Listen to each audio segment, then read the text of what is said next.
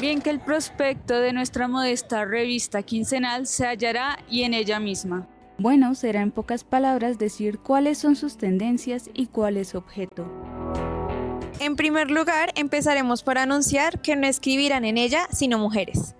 Y en lo posible se trataría de que sean solo colombianas y sudamericanas, lo cual será algo nuevo entre nosotros.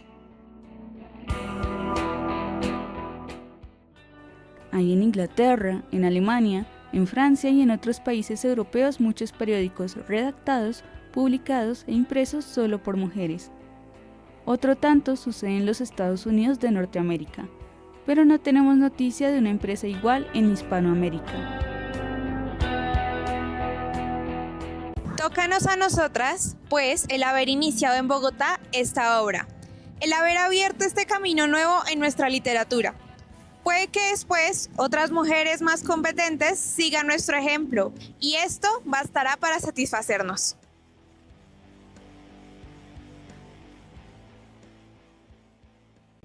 Así fue como inició la primera revista dirigida por una mujer, hasta lo que conocemos a día de hoy.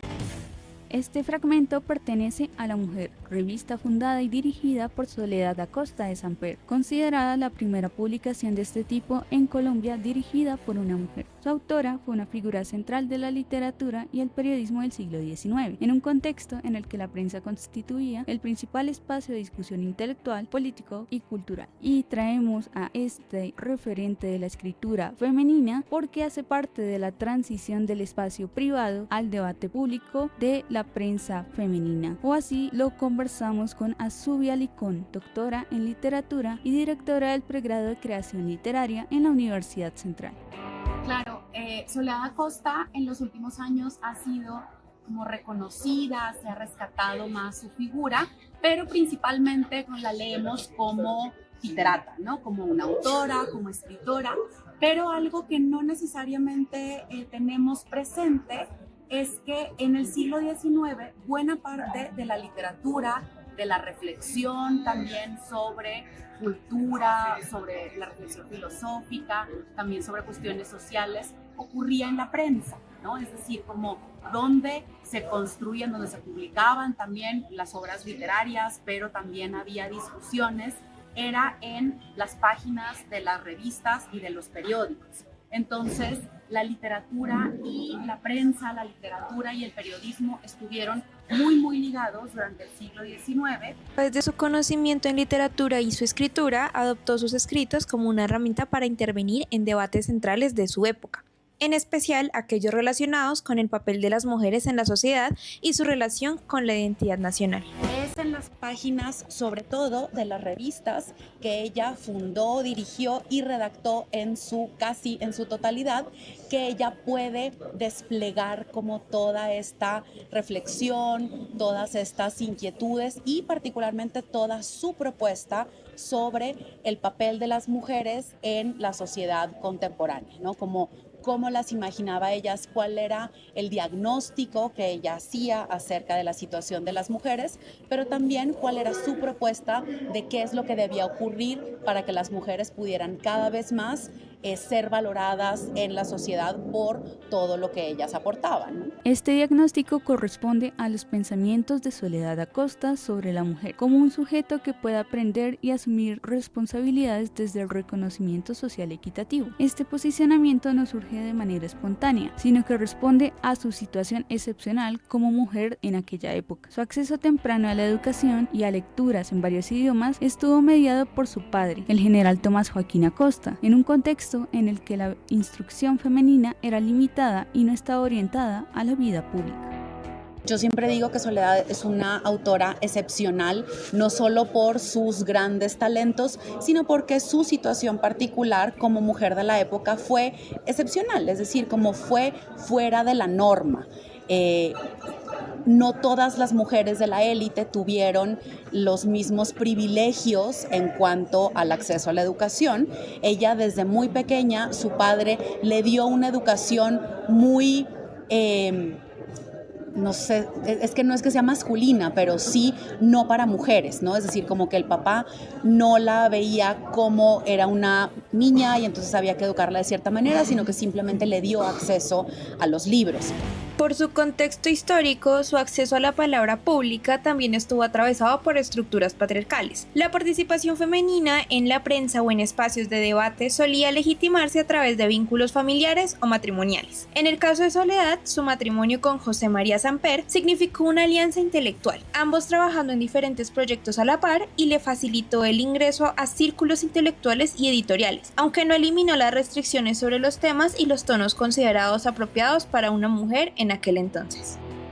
Soledad empieza su carrera como periodista con corresponsalías desde el extranjero, es decir, como mandando cartas a periódicos nacionales, haciendo como reseñas de lo que ocurría en los salones en París, como de lo que estaba de moda en Europa.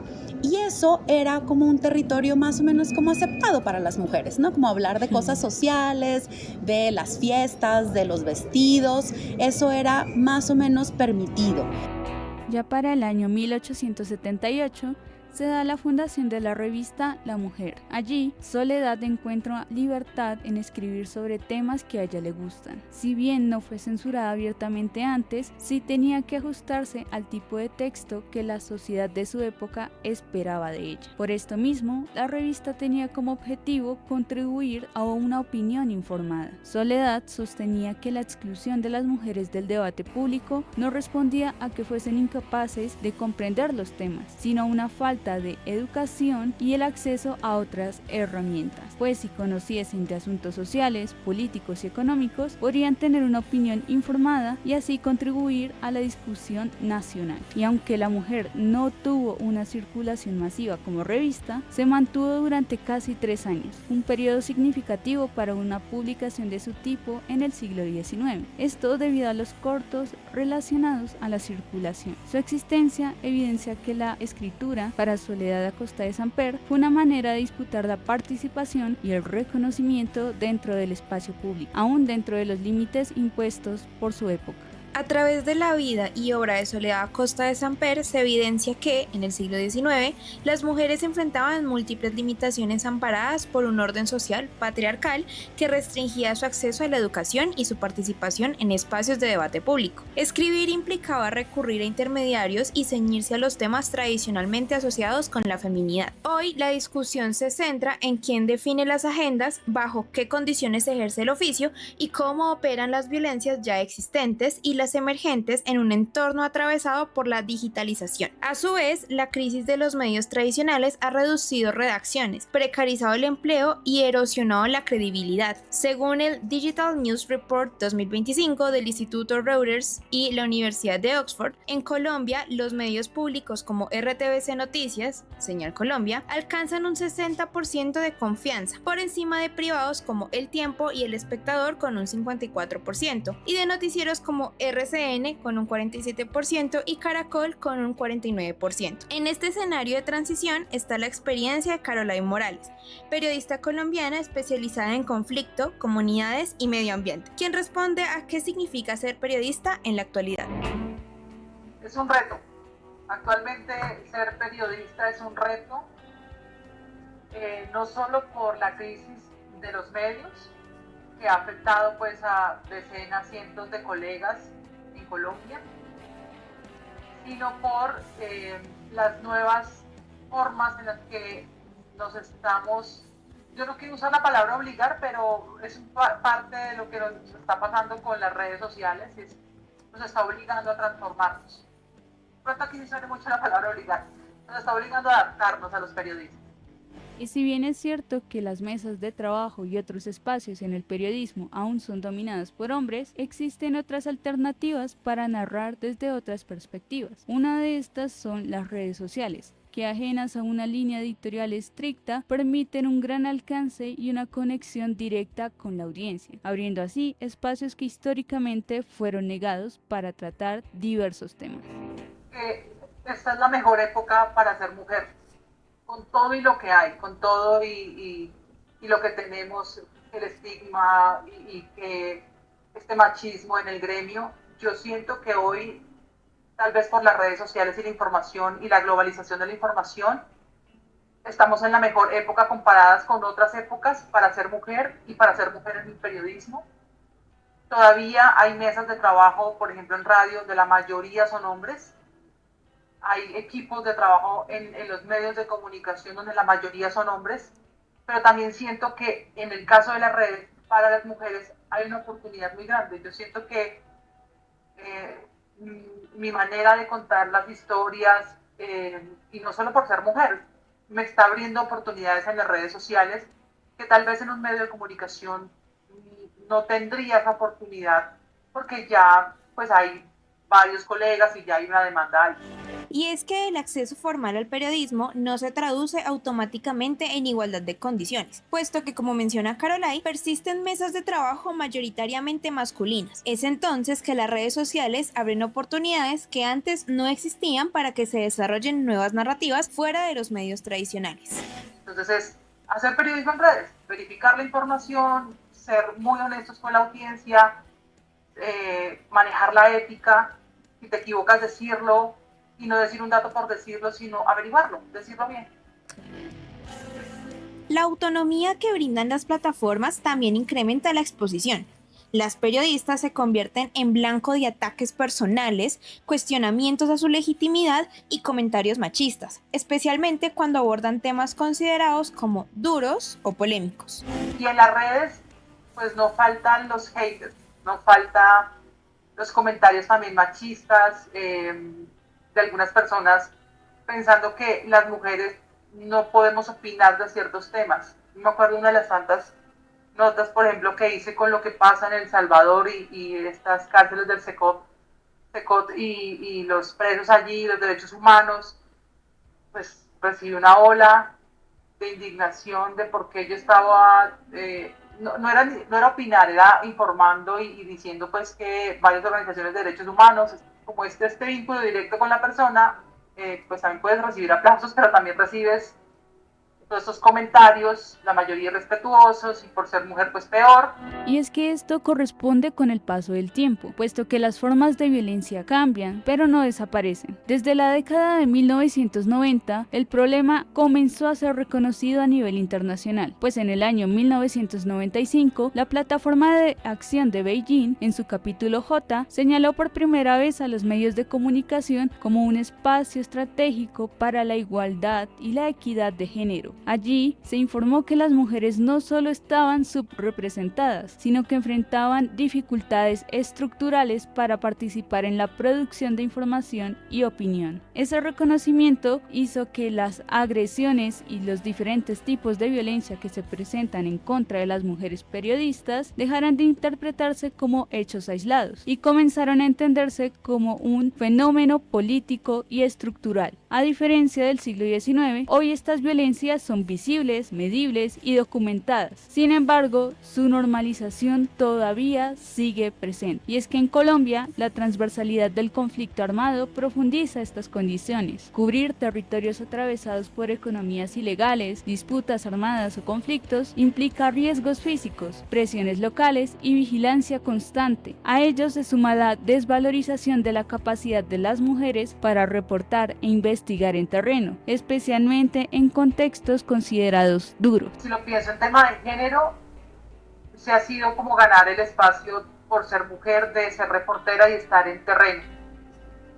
Porque sí, en algunos momentos a las mujeres se nos ve como que no podemos estar en terreno o no van a ser tan capaces como los hombres ir a una comunidad o a un lugar inhóspito, pues, por ser mujer. Entonces, de alguna manera decir, no, yo también puedo y puedo hacer buena reportería y también puedo estar en lugares donde antes no estaba. Eso ha sido complejo, digamos, reconozco que en ese sentido sí. Y es que esto no para, pues existe el informe Violencias Machistas contra Periodistas y Comunicadoras de la Red Nacional de Periodistas con Visión de Género, que revela que se han enfrentado violencias físicas, psicológicas y sexuales, incluido el acoso sexual, además de violencias simbólicas. Las más recurrentes son las agresiones psicológicas, hostigamiento, apropiación de fuentes, afectaciones a la honra, gritos de jefes o compañeros, desautorización constante en la legitimidad de lo que estás diciendo y la subestimación de tu trabajo. También se reportan casos como manoseos, intentos de besos, insinuaciones y propuestas para establecer relaciones sexuales. Yo siento que en el periodismo requieren más este trato humano, más humanizar para empatizar con eso, para no normalizar la violencia.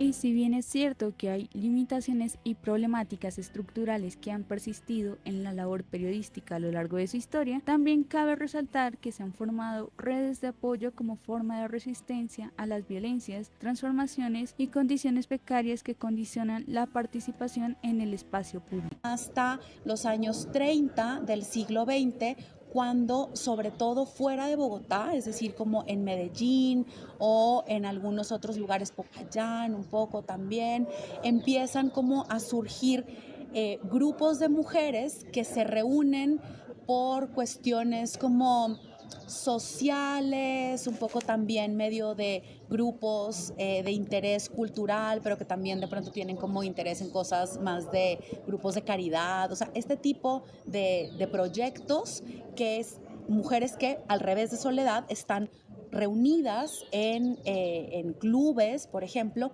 que empiezan a partir de esa reunión a fundar revistas. Entonces empieza como ese segundo auge, ese segundo momento de las periodistas colombianas que ya empiezan a trabajar mucho en equipo, mucho en redes. De este modo, este trabajo colectivo y en red se traduce en el sostenimiento mutuo y una forma de legitimación. Compartir la palabra fue y sigue siendo una estrategia para disputar la esfera pública ante las jerarquías y órdenes sociales que violentan. De esta manera, nuestra vocación atraviesa el tiempo, de antes desde la insistencia de pensar y opinar fuera de los estándares de una sociedad que excluía a las mujeres, y hoy desde ese impulso de contar historias, de abrir miradas y de poner la humanidad a lo que esta sociedad ha reducido a cifras. Allí radica una constante histórica. Cuando el espacio público se cierra o se vuelve hostil, las mujeres no se rinden, se organizan.